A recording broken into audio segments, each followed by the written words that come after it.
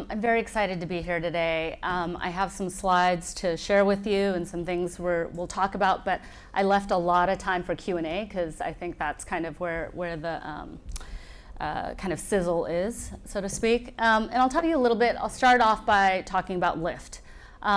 Do we all know Lyft? Okay, great. Brand awareness, that's key. I'll start off with a little trivia. Would you like to all play a game? Can we play a game a little bit? Yeah, all right. Okay, and I have prizes. So what we're going to do is I'm going to call out the question. If you know it, raise your hand really quick, shout it out, and we'll get you a prize. All right. What is the name of Lyft's fuzzy pink mustache? Anybody? Pinky. No, that's a good.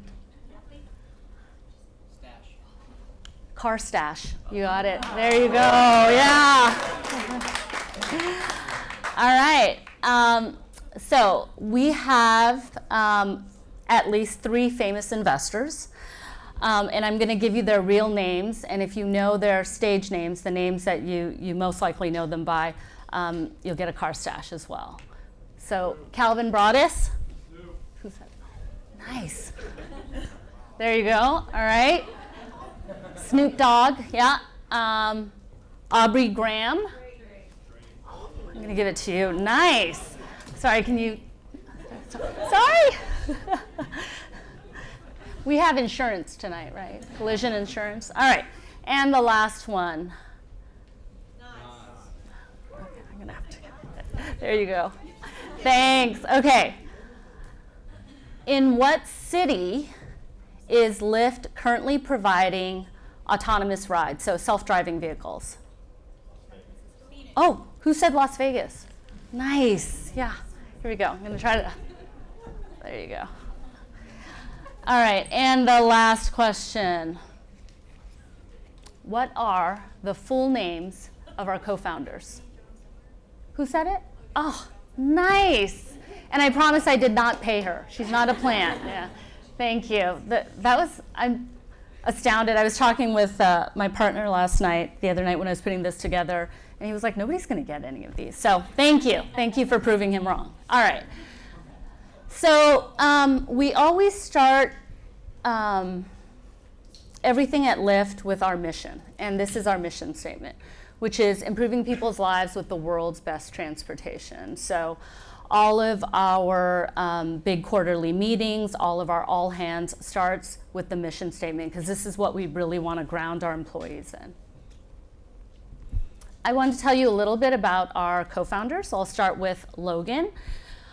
So Logan was the youngest person ever on the Santa Barbara County Public Transit Board. And he really grew up in SoCal and was so dismayed by the gridlock and the traffic and the congestion and the pollution and the lack of kind of green space that he really, after he graduated from UCSB, really took an activist role in terms of transportation. So he's really coming at this from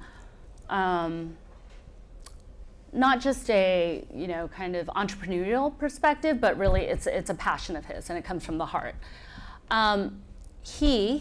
This is John Zimmer, our other co-founder. So Logan is the CEO, John is the president. We often call them co-CEOs, and we feel like we get 2 for 1. So John went to Cornell and studied with this really influential city planning professor, and with Robert Young. And he also was very environmentally conscious, but he was coming at it from a hospitality perspective, right? So Cornell being a hospitality school. And he had this whole path. When he was 16, he worked at a hotel in the summer and really just kind of fell in love with the hospitality business. So he really came at this from an idea of connecting people, about providing connection, space, community, etc. These 2 did not know each other. Here's what happened. They had a mutual friend on Facebook. And this friend told both of them, hey, you're both interested in the environment, ecology, and transportation. You should really become friends and get to know one another. And so this Facebook friend hooked them up, and that's how they started this. So this is Logan and John. Logan started Zimride in 2007, and here's the funny thing. So you see John's last name is Zimmer, and a lot of people think that that's what it stood for. Logan didn't know John at the time, and he named it Zimride because he took a trip to Zimbabwe. I don't know, have any of you been to Zimbabwe or know much about it? Okay, great. And you know about the bus system there, where it's really just this phenomenal kind of grassroots community system whereby the bus goes through. And that's what inspired him to start Lyft. So it just happened to be, he named it after Zimbabwe, and then met John, and they started Lyft together. So it's a little fun trivia. Wanted to give you an idea of, the title of the talk was about hypergrowth, and this is hypergrowth, right? So in 2016, we did $1.9 billion in bookings. Those are rides. Between 2016 and 2017, we leaped to 4.6, and then as you see, last year we ended it on 8.1 billion. Now, between 2016 and 2017, those of you may have heard about our competitor, little company. They don't operate much here in New York, but it's also no secret that during those years they had some stumbles and they had some challenges as well, and we were really able to kind of capitalize on that, right? As based on our brand and our co-founders' values and what we stand for as an organization.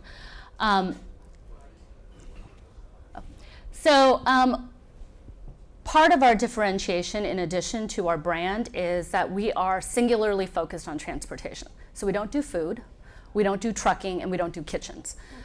We really focus entirely on the transportation vertical. So, and I'll talk a little bit more about our bikes and scooters business. How many of you know that we acquired Motivate last year? So you know it as City Bike. In San Francisco, where I'm at, it's Ford Bike, and it operates under different names in all these different markets. So overnight, once we acquired Motivate, we became the largest bike share company in the US.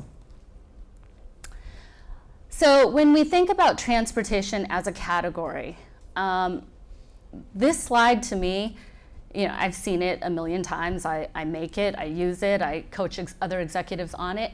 And I just look at that number and I still get chills. So really this is looking at all these different sectors, and we often think of, having been in the biotech space, we often think of healthcare as being the behemoth, right?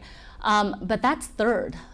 Food and transportation is 1.2 trillion. So when we talk about that, $1 trillion was spent on car ownership. Cars are used 5% of the time. Most of the time, the cars sit in the garage or are parked somewhere. This is really when we talk about vehicle utilization. And households on average spend about $9,500 to maintain the car, and I'll go through some of the vehicle payment, DMV, insurance, maintenance, gas, right? So really this shift is from thinking about car ownership as a kind of like single car ownership, shifting from that mentality to transportation as a service. And I know it's a little bit of a weird analogy, but I'm going to run this by you. So it would be like dry cleaning, right? So would you have a dry cleaning machine in your home? Those things are about like half the size of the stage, right? It's a service. You go because it's more efficient, it's economical, it's more environmentally, conscious to do that. And we are seeing that shift from transportation in terms of ownership to a service. And yet, it's still day one. We say it's still day one. So this is really that opportunity when we look at the $1 trillion that's spent. Only 1% of all miles traveled in the US are still through ride share. Yeah.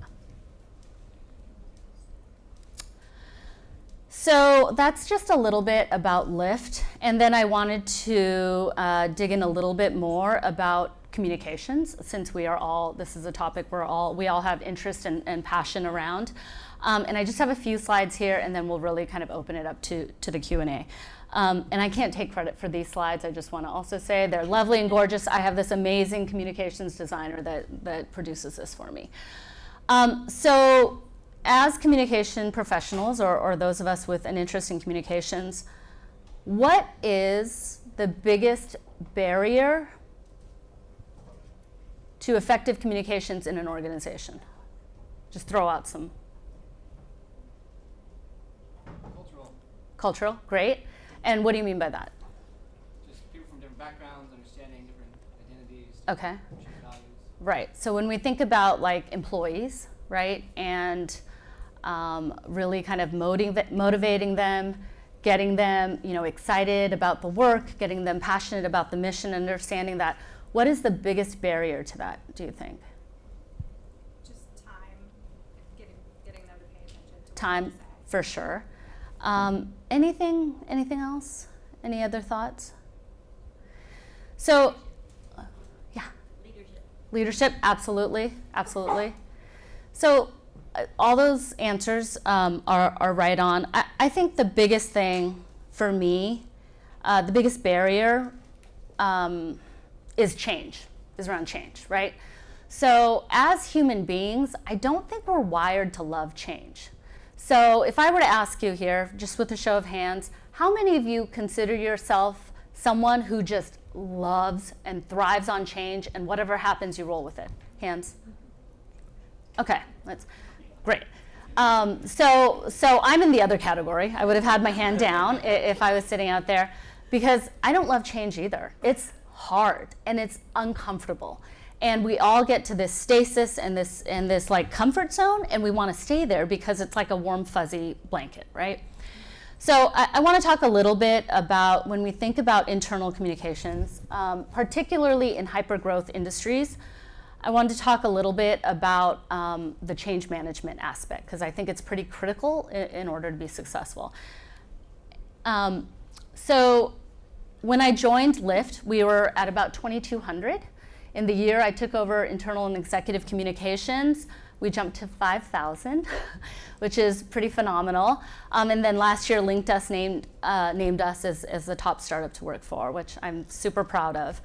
And one thing I didn't mention when I was talking about John and Logan, I do work with them very closely on a daily basis. And I just want to say, and I'm not being paid to say this, they're not here, they are two of the most genuine, passionate, kind human beings you'll ever meet. I mean, they are definitely, this isn't, just another business for them. This is their life's work and their blood and their passion. And that comes across every single day. And it is the kind of thing where I know it sounds a little maybe treacly, but it is an honor and a privilege to work with them and for them. So I just wanted to share that. So here's my story. So I'm going to talk a little bit about, you'll all get to know me a little personally and get to know a little bit of my quirks, for better or for worse. But this was several years ago. I decided to take my children to happiest place on earth, Disneyland. So I was going there by myself, and I was thinking about the trip and planning it out. And so what's the first thing I did? Opened up a spreadsheet. Okay. So I had heard about the lines, the horrific lines at Disneyland, right? Like an hour-long wait for Space Mountain, et cetera, et cetera. And I was like, I'm going to outsmart the system. I'm not going to do that. So what I did was did all this research about the rides that were most highly trafficked and with the longest waits. We had 3 days. And day 1, day 2, day 3. So I literally had a whole plan each day of where we were going to go. And they have regions, like I forget the names of the different areas in which they are. So every day I had a different plan, and it was like this to this to this, right? It's like this very detailed spread. And I had I literally had bathroom breaks, like 15-minute, like we might have to pop out here, here's the nearest restroom. I had food and snack breaks detailed out. And I know this is scaring all of you quite a bit. So I had that all planned out. In addition, 2 days before we were supposed to go, my son broke his ankle playing basketball. So I have 2 kids. I have this 60-pound wheelchair I need to kind of navigate through Disneyland. So I really needed a plan, and we were all going to stick to the plan no matter what, right? No matter what. And it was well, Goofy's going to be here at this hour. Anyways, you get the idea. So this is what happened, and I just want you to look closely at their faces. Like, this is not the happiest place on earth. My son Matthew's like, ugh, and Christopher's like, why is this weird mouse putting his arm around? Like, what is going on? And this was him at the end of the day. Okay, so my point about this is that here's what happened. I had a goal, right? I had a goal. I wanted them to have the best time at Disneyland. I was going to outsmart the system. I had certain rides we were going to go on. I had a plan. I detailed that out. What did I miss? I know. I didn't include them in the plan. I forgot about them, right? So when I think about employees and the workplace a lot, this is what happens, right? And this is what, when we talk about healthy organizations or when we talk about really amazing leadership, this is what we're talking about. This is not what we're talking about. It's the opposite of this. But the best leaders, and this includes leaders in the private sector as well as leaders in government, obviously.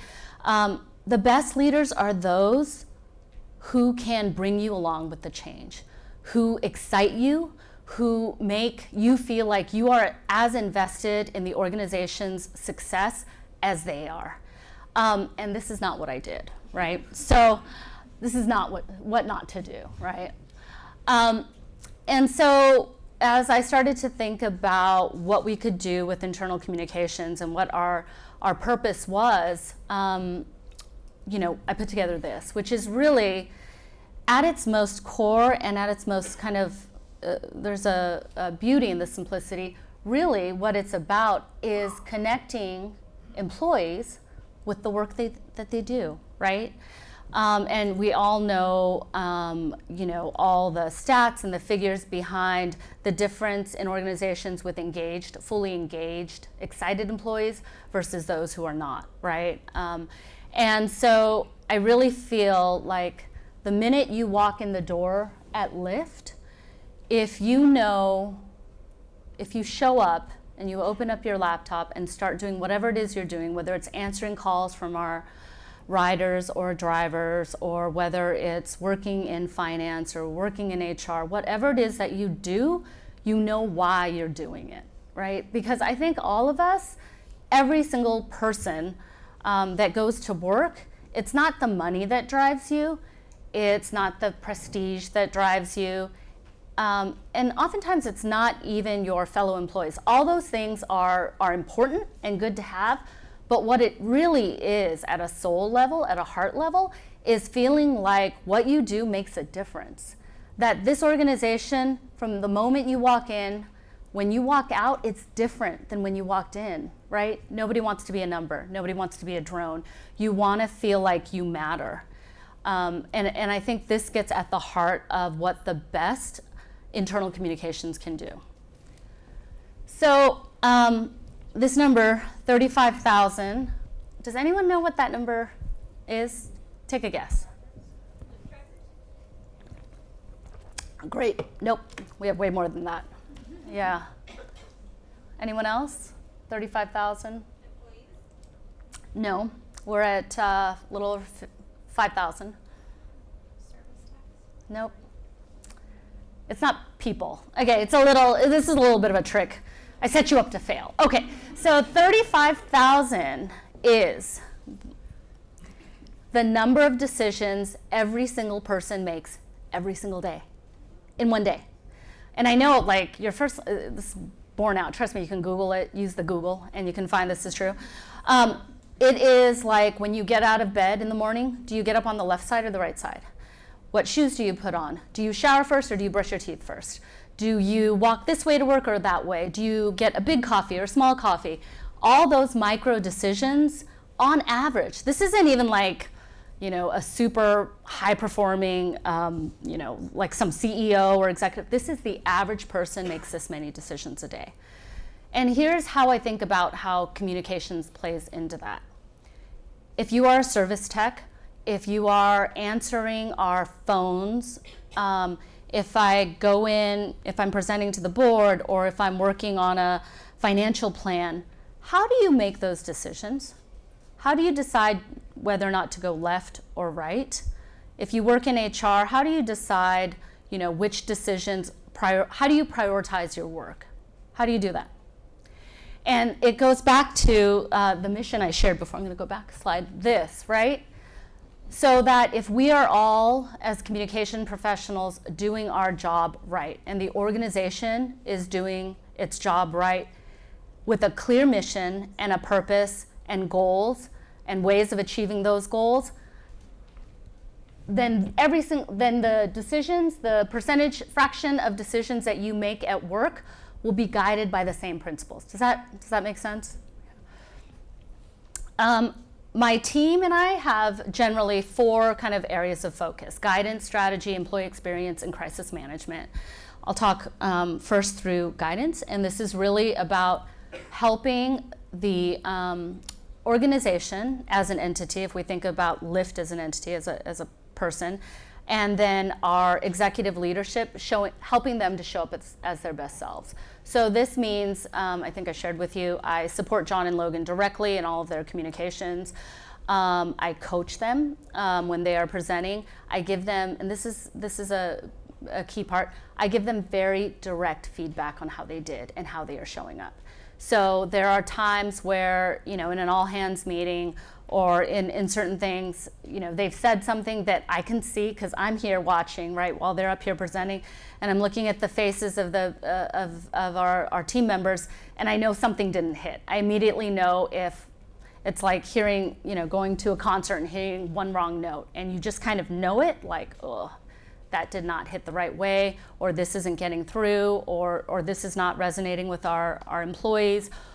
Whatever that is, this is part of, I think, our job as communication professionals, giving that really open, honest, and direct feedback. And this is, one thing I do want to say about this is that, underlying that, the ability to do that is trust, underpinning all of that. So I am able to give John and Logan that kind of direct feedback because we have developed a trust. And what underlies that trust is they know that my intent in giving any feedback, in giving any guidance, is really in their best interest and the organization's best interest, not mine, right? So that trust and that relationship is hugely critical to being successful in executive communications. In fact, if you don't have the trust of your senior leadership, you might as well close up shop, because you're just not going to get anywhere. You will be shut out of the room, you won't have a seat at the table, and people will work around you. So can't stress the importance of that enough. And then strategy, I touched on this a little bit. We oversee communicating about our company strategy internally to our employees. So when we think back to that 35,000 number, how do you make those decisions, right? And they're really, you do them against our priorities and our mission. And then the employee experience, which is when you walk in the door at Lyft, what does it feel like to be an employee at Lyft? So I oversee our company all hands as well, and oversee the agenda and the content and the production and the prepping of speakers, and really kind of thinking about what is it that we want to have our team members walk away from every single month when we get together for our all hands. And then this last part is around crisis management. In, I think it was 2016, you'll recall, some of you, that Trump instituted a Muslim ban, right? So he wanted to ban Muslims from entering the country. And immediately our 2 co-founders donated $1 million to the ACLU, because that was something they personally felt very strongly about, and that also was in line with our company and from a business perspective, because our drivers are an incredibly diverse community, right? A lot of them immigrants and a lot of them Muslim as well. So for a lot of reasons, on a lot of different levels, that was the right thing to do. So when we think about, and I used crisis, but it's also crisis and event management. So there are moments in time like that. And I'm sure all of you have also read a lot about the rise of the activist CEOs, right? So, and we feel this pretty intensely in Silicon Valley, where before your workplace was your workplace and your home life was your home life, and you didn't expect your work to have a position or an opinion on political matters, right? But that dime has completely shifted, right? You see Google, you see people like Jack Dorsey of Twitter, and now it's such that in the Valley, certainly, anytime an event happens, we immediately get employees saying, what do they think about this? And it could be a political event, right? It could be like the nomination of Kavanaugh, right? What are we doing about this? How do we feel about this? So it is a new day, I would say, where the expectation of employees and their employer in that relationship has very much changed, right? So, and then that is it. That's my presentation. Again, as I mentioned, I really wanted to save a lot of time for Q&A and just for us to have a discussion. So I want to open that up.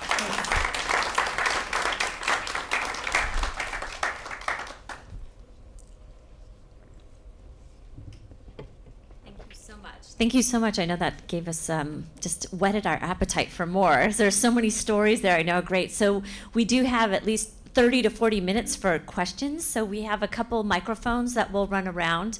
So I know you think you're loud enough, but this is a big room. So please raise your hand and we'll come over to you and we'll just manage the mics throughout the night and it'll be great. Just before you start the first question, Becky, I neglected to mention, so we did this little thing earlier this year. We IPO'd. So we went public. And here's why I'm mentioning it. We are still in what is known as a quiet period. And basically what that means is that there's a 60-day period after your company files to go public by which you cannot release confidential information. And there are certain, like, if you have certain questions, there may be some I can't answer because we're still in our quiet period. So I just wanted to give you that little disclaimer before starting. Yeah. Okay, I wanted to pick up on what you just said about the activist CEOs and how interested employees are in what they're thinking. How are you handling in this hyper-political time? Like, how would you talk about, how are you advising them to talk about something like Justice Kavanaugh, where I would think your employees would be breaking on different sides? Yeah, great question. I spend a lot of time with them talking about this, right? Like, what should we do about this situation and things that are in the news? You know, it's I wish I could say that I had a framework and a decision tree and a way of figuring out what the right thing is to do, kind of nailed down. But I'm just going to be very honest and open. I don't. It's a squidgy area. And we look at a couple factors, right? So we look at what is our superpower? Our superpower is the ability to provide rides, right?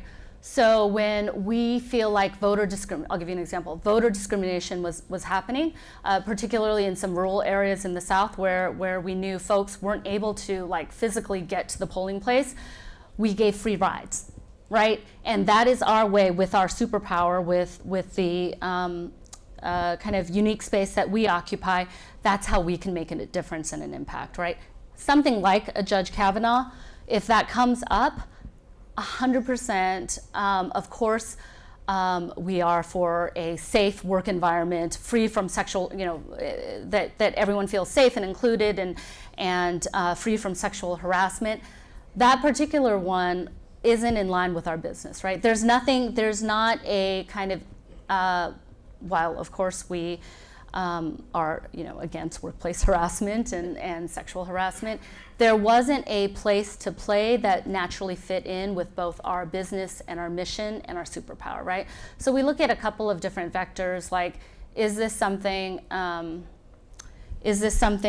place in which we can play, and kind of environment is one where we can, right? We have backed this Living City initiative where we want to have playgrounds, not parking lots, right? So that is all in line with our mission. So we have a couple different filters by which we decide, is this something we lean into or not, and does it make sense? And John and Logan also, just as individuals, have very strong personal views on things. And I think the thing is, the tricky balance is figuring out you as a person, you as an individual, versus you representing an entity, right? Yeah. So, so I'll just leave it at that, yeah. Oh. So, I guess my question is, you mentioned that there's a kind of a, thank you. There's a large volume of U.S. expenditure that's going towards automobiles and the maintenance of those and driving those. Right. And that currently Lyft and other shared services companies take up a very small percentage of that. Right. I'm sure that there's some amount of backlash or pressure that you feel from the other lobbies and industries that already occupy that space. Right. So understanding that you have CEO activism as a tool, understanding that CEO activism and lobbying industries are relevant external pressures to your industry, how do you maneuver in that space, and how do you respond to that?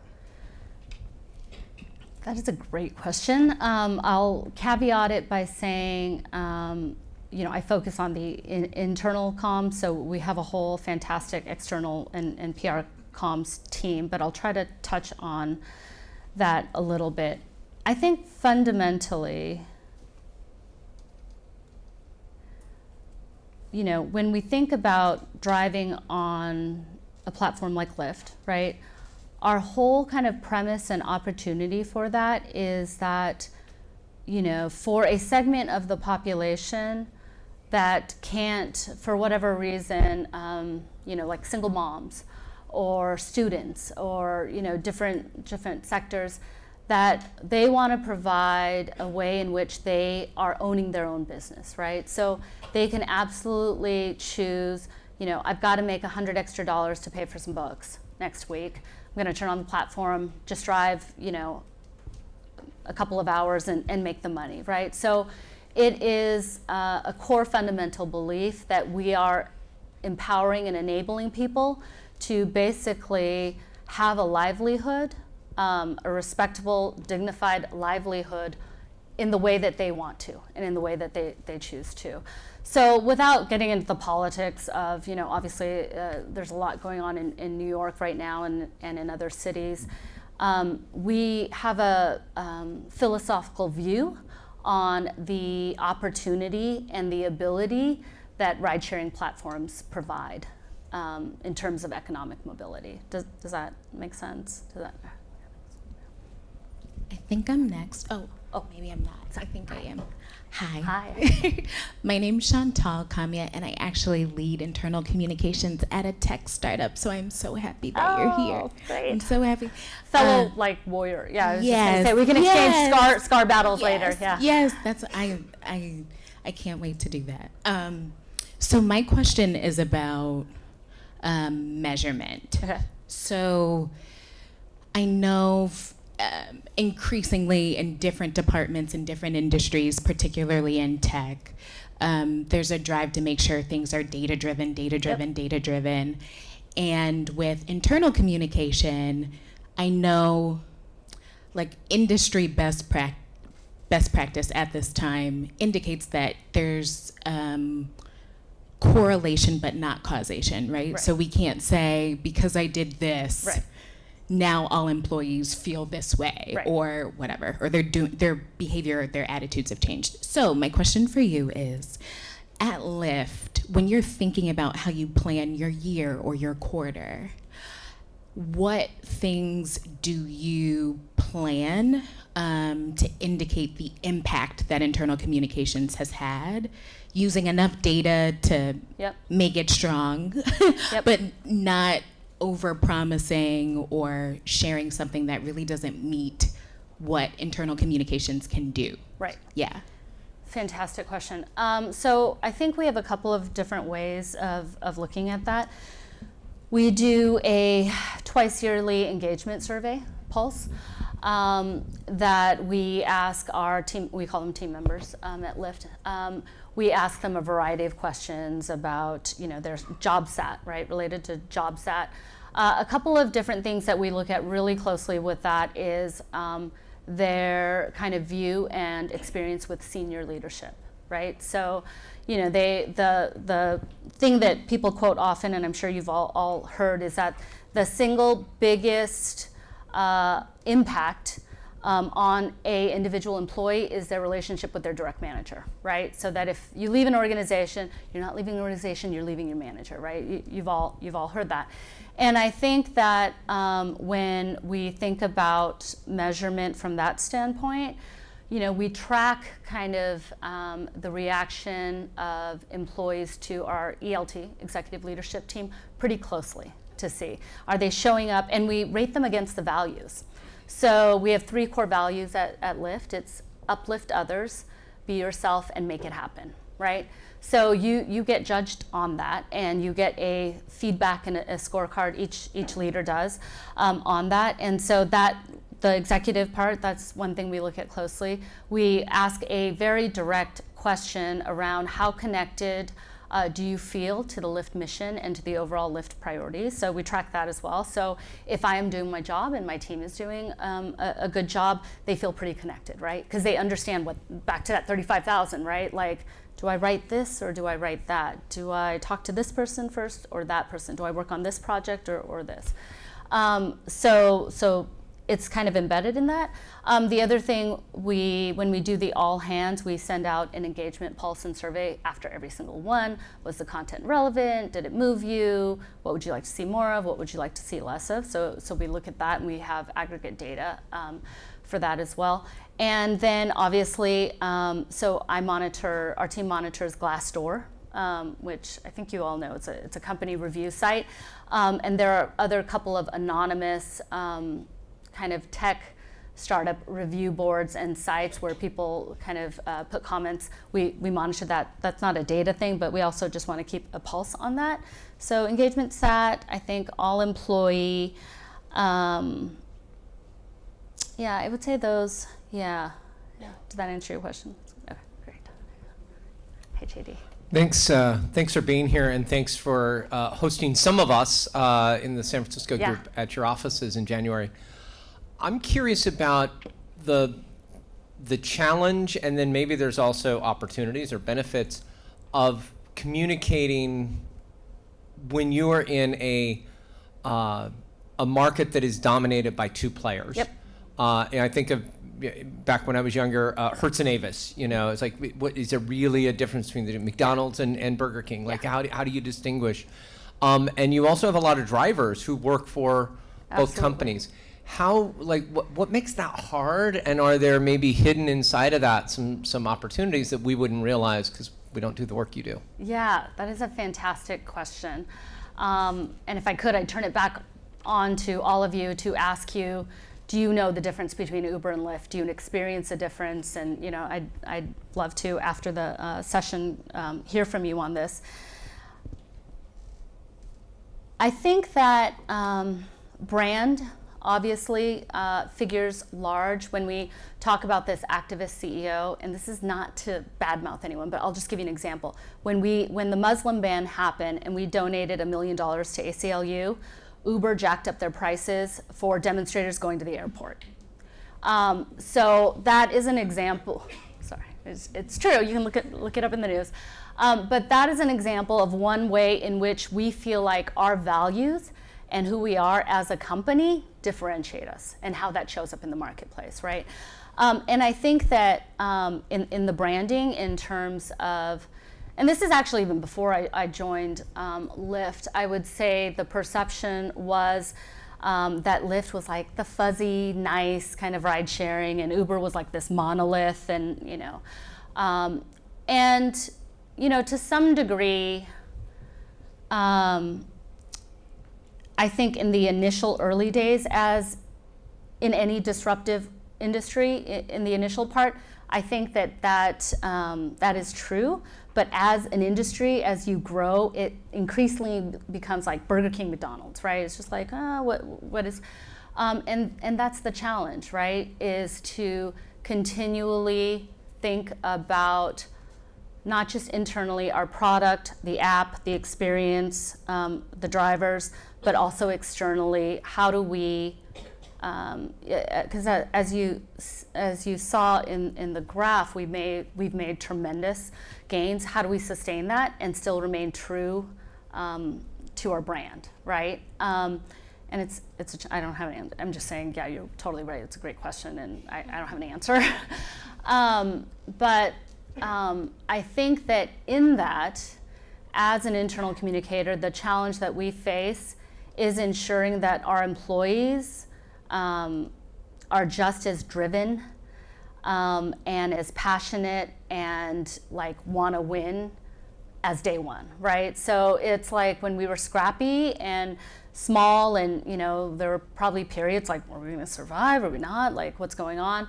There was a group of individuals, a group of employees that like would have given their lifeblood for Lyft, right? Like they were all in. And now that we've gone to scale, right, and we're nationwide, it's like the challenge from a communications perspective is how do you keep that fire going? And in a year when you go from 2,200 employees to 5,000, I mean, that's crazy, just telling people where the bathroom is, like figuring out where the bathrooms are, right? That kind of scale and growth. And then you bring up the drivers, which is also, so when we think about the brand and the brand promise, we think about that for our employees, but we also think about it for our drivers, right? So what makes it different driving on Lyft versus driving on Uber? We were the first to do tipping, right? Tipping in-app. We were the first to provide like driver services. We have these big driver service centers where folks can come, they can take a nap, they can grab some snacks and do all that. So there are things that we are doing to systematically and programmatically continue to kind of deliver on what we feel is our kind of, brand driver and experience. Oh, sorry. Hello. Thank you as well for being here. I had a question that speaks to your change position that you spoke about before. I think in the tech industry, they talk about the only constant is change. Uh-huh. And I would love your opinion on how you manage internal communications when policies from a government standpoint, as well as the industry itself being in constant turmoil and constant change all the time. Yeah, I think the gray hairs on my head would probably tell the story. I mean, I'll just share very openly. I've never been in this type of situation where, sure, there are a lot of other companies, I think, in industries that are in growth, right? We're not the only company to have doubled in size in 1 year. That's not unique to us. But when you take that number, and then you take the fact that it's a whole new category, right? Ride sharing, and then transportation. This is still new, that's still evolving. Autonomous vehicles, right? That's coming in anyways, that's coming, right? In some period of time. Autonomous vehicles, and then you have a, very dominant competitor as well, and then to your point, regulatory bodies, because it's new, they're still figuring out how to kind of manage all of that. I have never been in a situation where you have all those things, arrows coming at you every single day, right? And I think that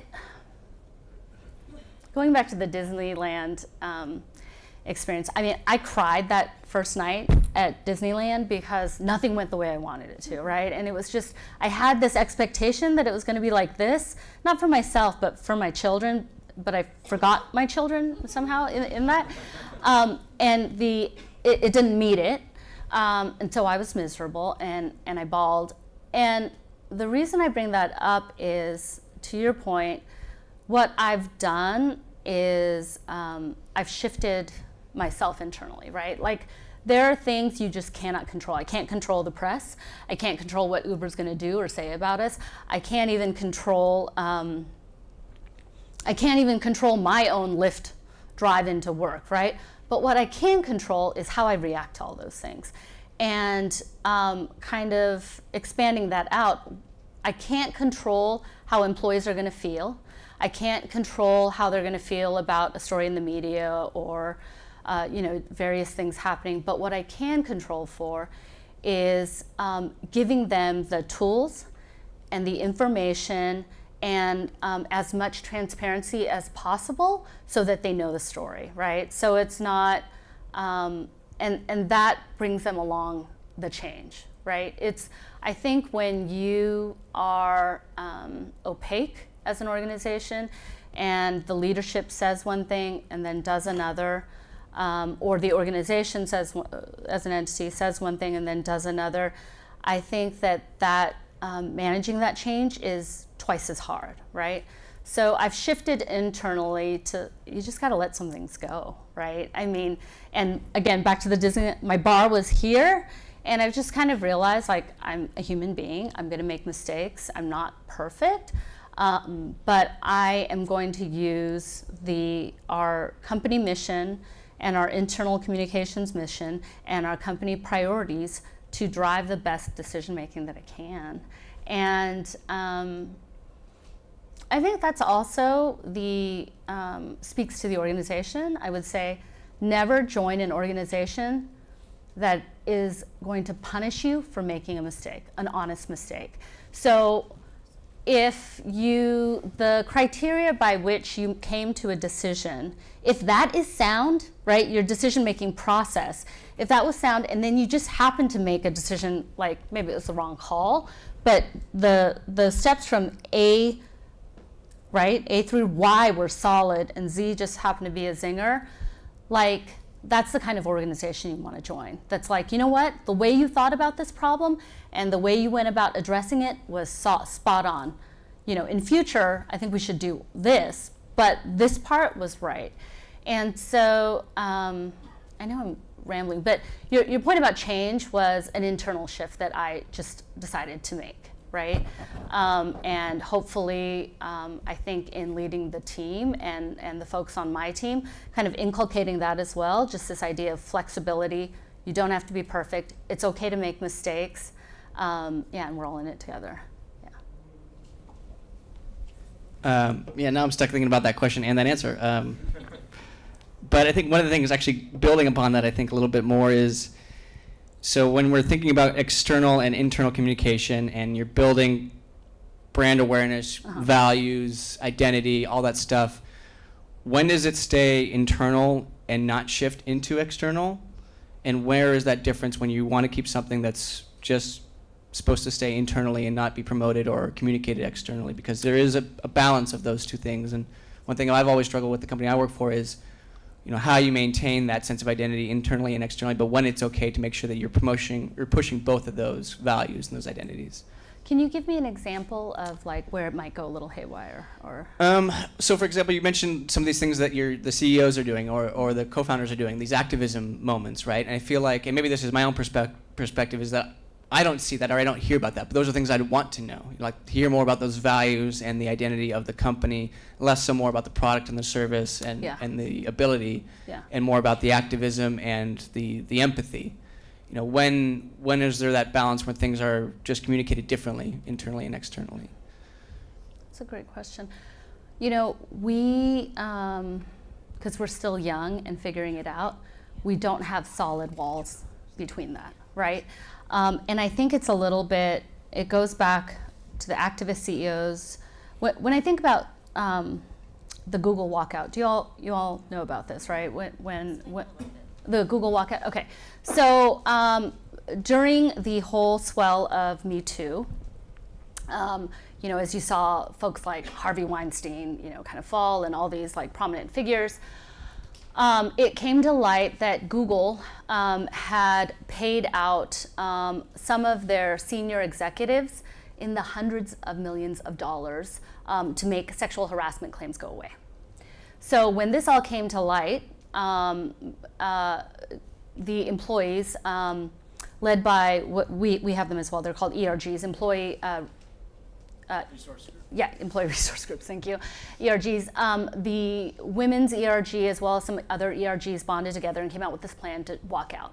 So basically they were gonna take a stand against the decisions that Google had made to pay off some of these claims and make it go away, right? So they wanted, I think what's underneath that, it's to your question and to yours, which is be transparent as an organization, right?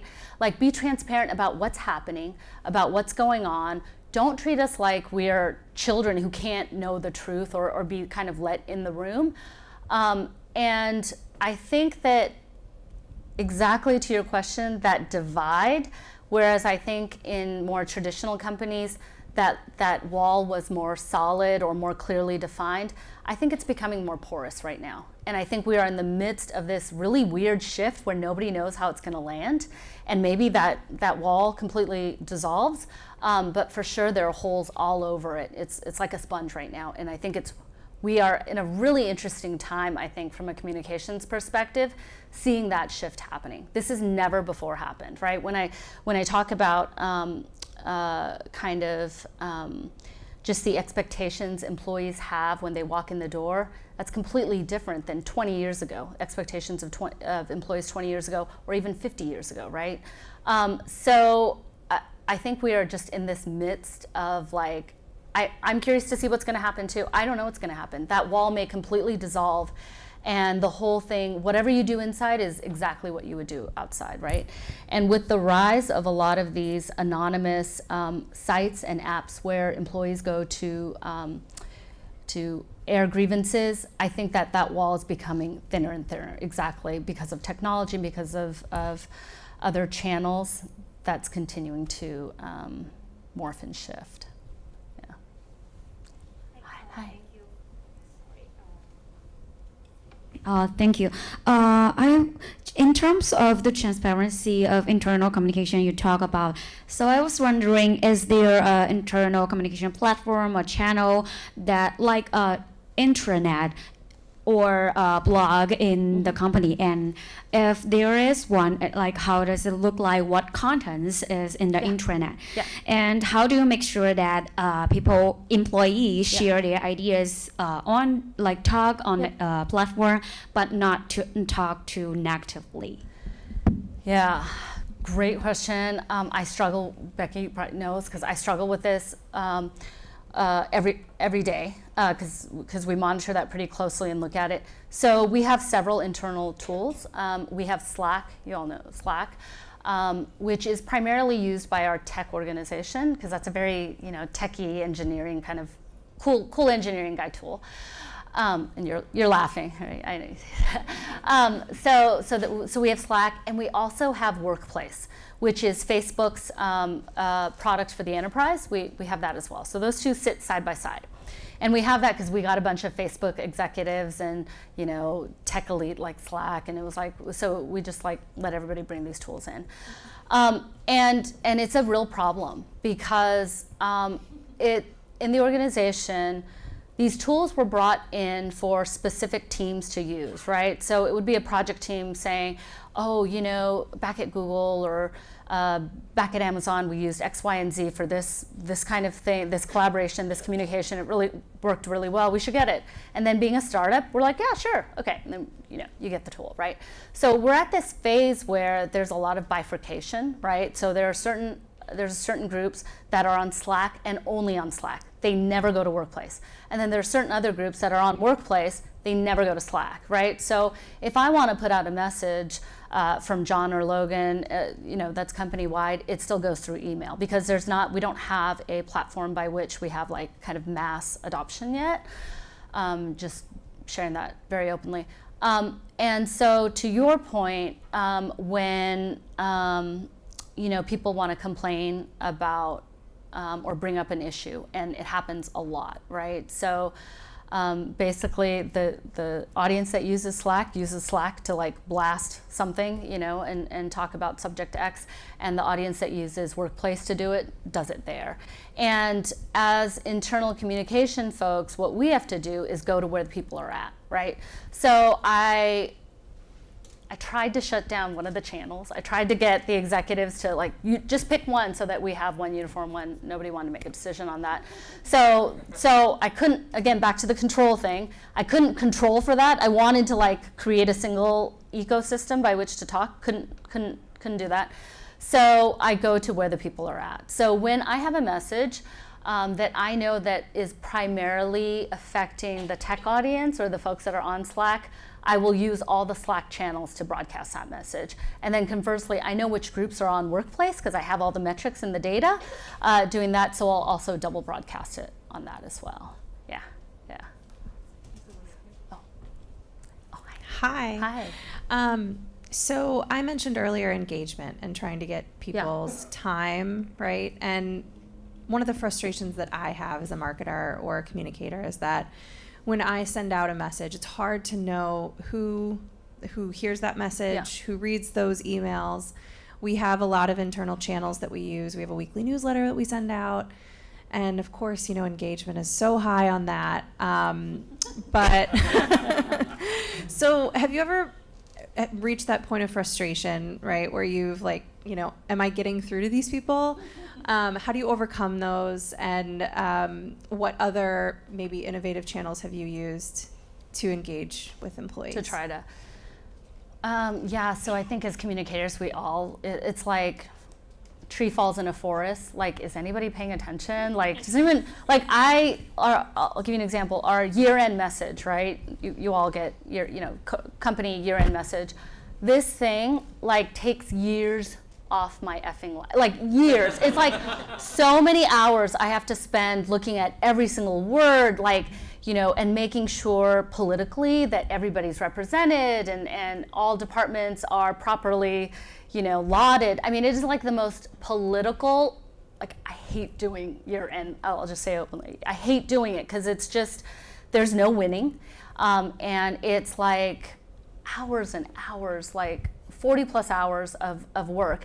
And then I send it out, right? Like John or Logan sends it out. And then I'm like, did anybody read that? Like, does anybody care? Did it make an impact? And it's really tough. It's really tough. And this is more not data driven, but more apocryphal. The way it sounds strange, but the way I measure that is at holiday parties, when we do holiday parties, or we have all hands gatherings. If I hear people mention the note, like if I hear conversations in the hallway, I know this is very imprecise. Any data scientists here, you're all like rolling your eyes. This is very imprecise measurement, but really it's like walking through those conversations. If I hear people discussing it, like, oh my God, can you believe we hit that metric, or can you believe he said that in his note, et cetera, then I know it is getting through, right? And that there is an impact.